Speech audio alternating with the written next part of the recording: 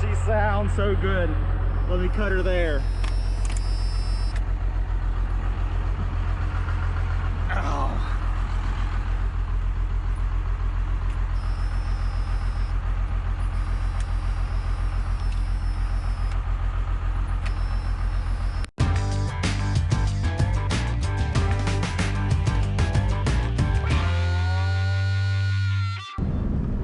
Hey guys, good morning, welcome to the channel. I say good morning, could be afternoon, could be midnight, anytime I suppose, but this video has been a long time coming. Today we're heading back to Griffin, Georgia to get this thing picked up to take it to Albertsville, Alabama.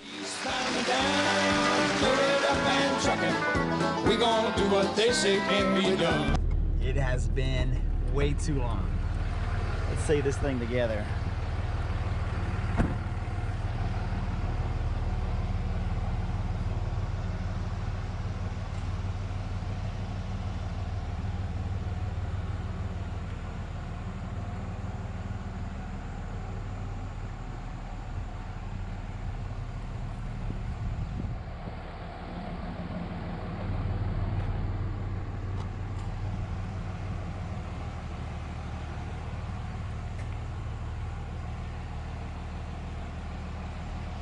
Same old truck, guys.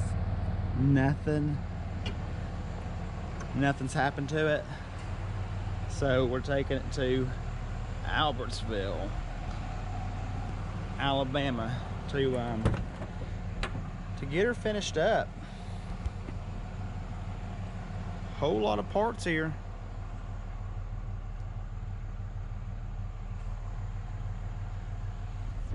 When we get to where we're going, we'll do another walkthrough of it really quick and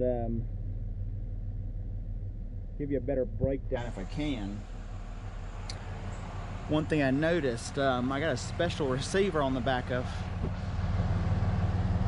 the truck here,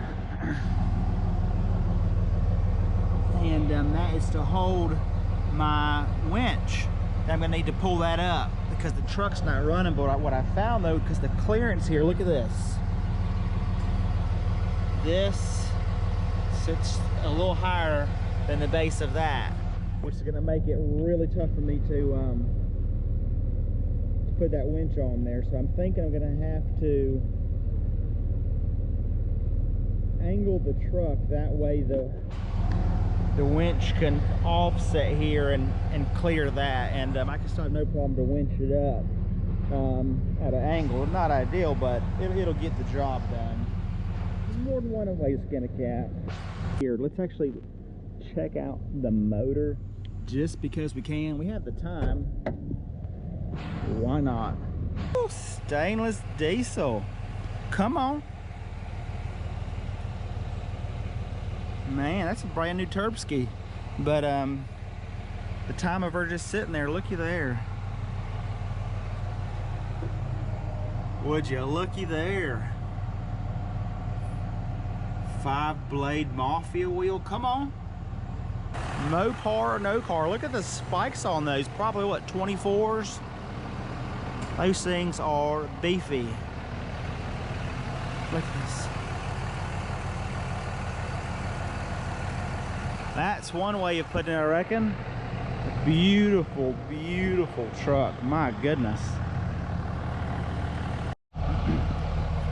All right, so this is legit the craziest darn setup of what I had to do, but here's the rig that I made up. This is our winch, and you know, the reinforced bracket and the winch mount. The winch mount was ideally supposed to go right to our receiver, but this is like a cooler carrier that we use and reinforced to be able to support the pulling strength of this winch here.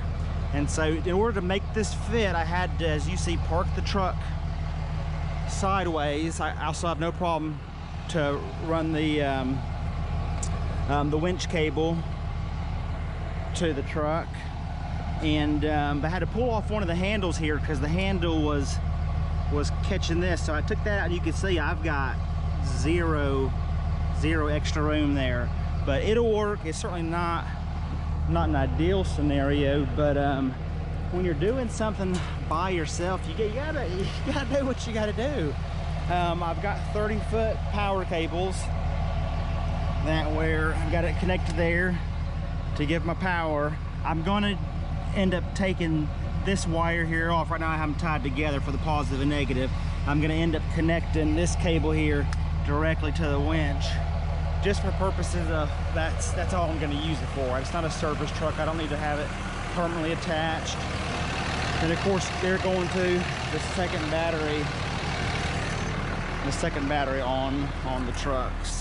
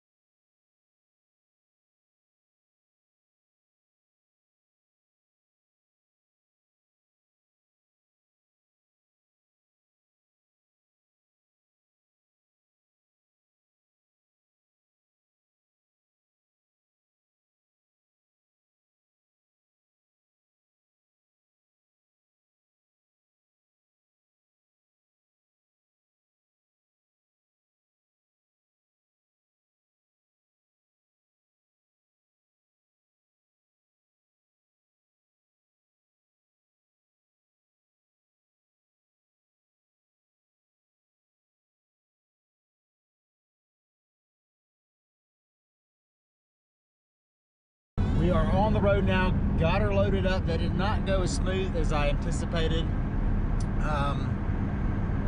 The winch holder is just, it's too tall for the U-Haul trailer, so I couldn't get a good angle on it. It was putting my winch line in a bind.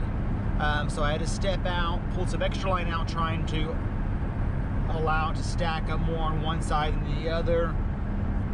And in the process, Jeff Garman showed up, of course, whips out the old handy dandy forklift and got us pushed right up. Wish we had that from the start, however we didn't. The winch would have worked exceptionally well if it worked out with the proper height of the trailer, and it did not work out well with the height of the U-Haul trailer. Regardless, we've got it loaded up. We are heading to Albertville, Alabama to drop the truck off. Gonna figure out how we're gonna get the transmission that's in the back of this truck in the back of the first gen. So there's more than one way to skin a cat. We'll get it figured out. I'm just happy to have things happen finally, moving in the right direction. Beautiful day here in Georgia.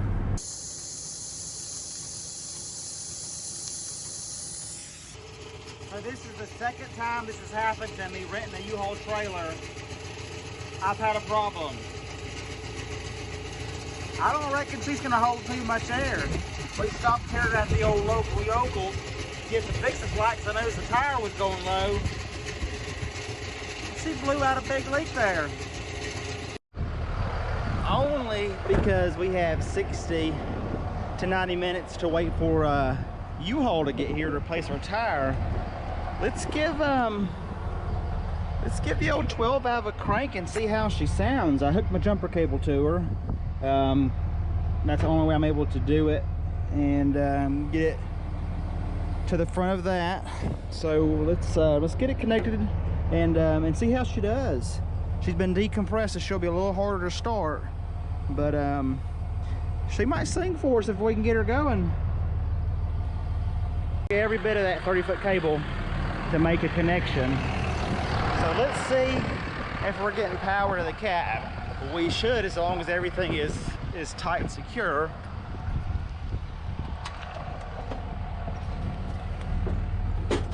Oh, stepping on the do not step. Oh, we got lights in here. Oh yeah, you hear that?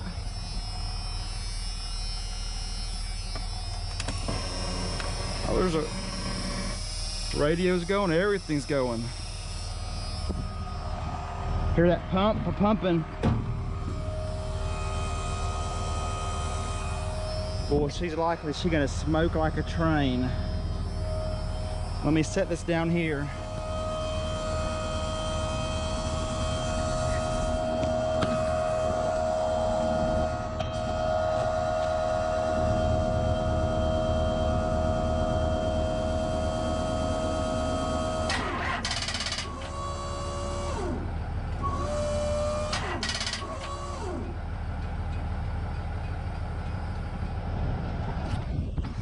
All right, that battery is saying, heck no.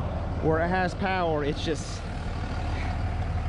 too dead to turn anything over. So I'm gonna let her run for a minute, idle it up, and we'll try her again in just a second.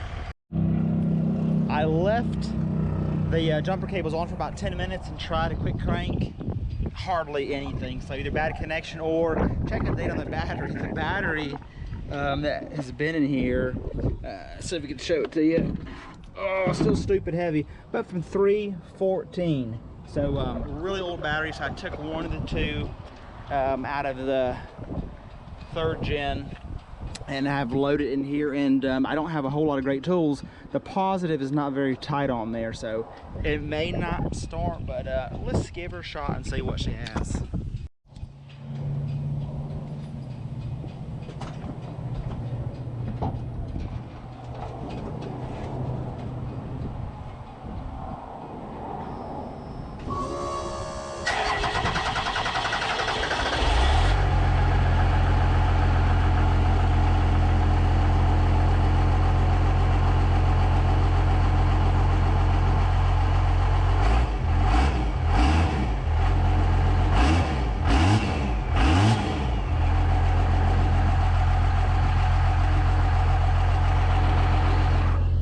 Guys, she's ripping.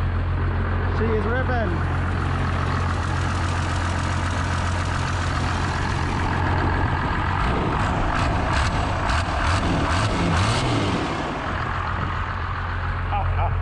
Man, she sounds so good. Let me cut her there.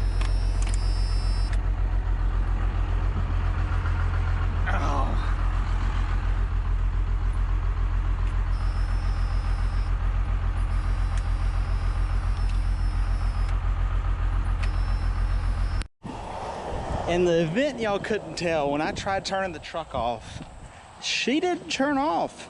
It was not a Runaway, just wouldn't turn off. And on the P-pump, I did not have an idea of how to do it. I know on the VEs you can plug the intake, and that'll shut her down, but I was not familiar with the P-pump that this has on. And I called a good buddy, Daniel Hargrove. Mr. Hargrove informed me there's a lever right back here, like a fuel shut-off lever type deal. This lever right here, that I was able to move the lever, see there, and that then cut off likely the fuel, and it shut off immediately. So in order to get the crank again, I would have to reverse the position of that. No big deal. At least I got her shut off, and I discovered under here had some fluid coming out, and you can't tell, maybe you can, yeah you can, red in color,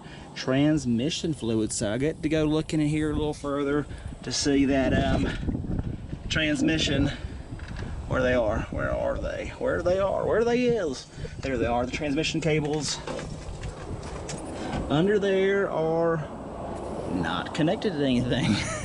You know, I shouldn't have even cranked the darn thing, so I have no problem with sacrificing just a little bit of transmission fluid so I could hear it run. It wasn't long, didn't hurt anything, but now I know. Guys, I am so excited. We're still waiting here. I've got the battery taken out of this, put it back in the L3rd gen, and we continue to wait. Best drive has arrived in less than 60 minutes after dispatch to get this tire changed. Shouldn't take them long, and then we will be back on the road. It's always something.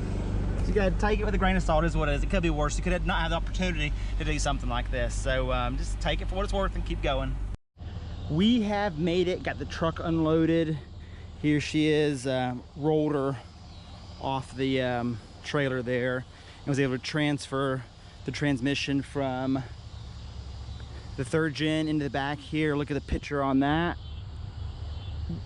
Worked when having no help, but I was going to go into detail and give a breakdown of everything that the truck has done to it. Look at this small pond. Next time I'm bringing a fishing pole when I come in for pickup. But I was going to give a breakdown of everything that it has in it, but I still got a 3-hour drive home, and it's 7 o'clock right now. So I think what I'm going to do is, whenever I'm coming back to get, this truck's gonna be street ready, track ready. I'm still gonna have to change rear ends and do that kind of stuff, but I'll be able to move it on its own. It's gonna be buttoned up on the engine bay, cleaned up, new transmission, built 47 RH in it. It's gonna be ready to rip. It's not gonna put any power to the ground and stick, because it's gonna be so much power, but at least we can get it on the road and drive it around a little bit. So again, we'll save the breakdown for next time, guys. If you stuck with me and watch this, give this video a thumbs up. Subscribe if you haven't already. Until the next one, guys, we'll see you then.